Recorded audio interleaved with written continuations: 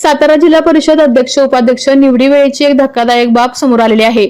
या निवडीवेळी सातारा जिल्हा परिषदेच्या परिसरातील सीसीटीव्ही बंद हे पत्र व्हायरल होत असून या पत्रात इमारतीचे आणि खालील पोर्चमधील पीओपीचे काम सुरू असल्याने सीसीटीव्हीचा वायर तुटल्या असल्याचे या पत्रात म्हटलेले आहे।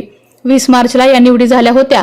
या अध्यक्ष उपाध्यक्ष निवडीवेळी मंत्री शंभूराज देसाई आणि मंत्री मकरंद पाटील हे त्यांच्या सदस्यांना मतदानासाठी सभागृहात घेऊन जाताना पोलिसांनी धक्काबुक्की केल्याचा आरोप या दोन्ही मंत्र्यांनी केला होता।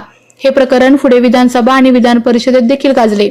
मंत्री शंभूराज देसाई आणि मंत्री मकरंद पाटील यांनी या प्रकरणात पोलीस अधीक्षक तुषार दोशी आणि त्यांच्या अधिकाऱ्यांना निलंबित करावे अशी मागणी देखील केली होती।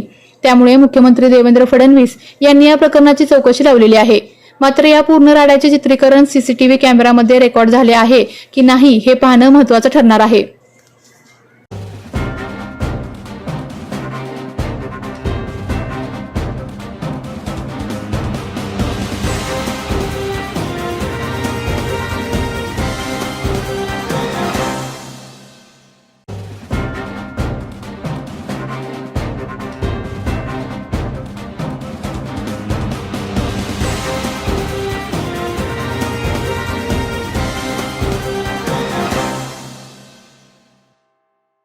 तुम्ही वायर बदलताय, काय सांगाल?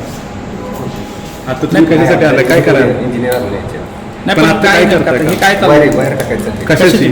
सीसीटीव्ही कुठल्या फ्लोअरची? याच फ्लोअरची कॅमेरा बंद त्याची वायर बदलायचं. जिल्हा परिषदेच्या परिसरात काही कॅमेऱ्यामध्ये फॉल्ट आहे का? म्हणजे काय आलाय का? नाही, काय माहित नाही मला. तुम्ही आता मला कसं वायर काम टाकायला करता? पाठवलं. म्हणजे फॉल्ट आल्याशिवाय वायर टाकता येतं? वायर टाकायला मला फक्त पाठवलं.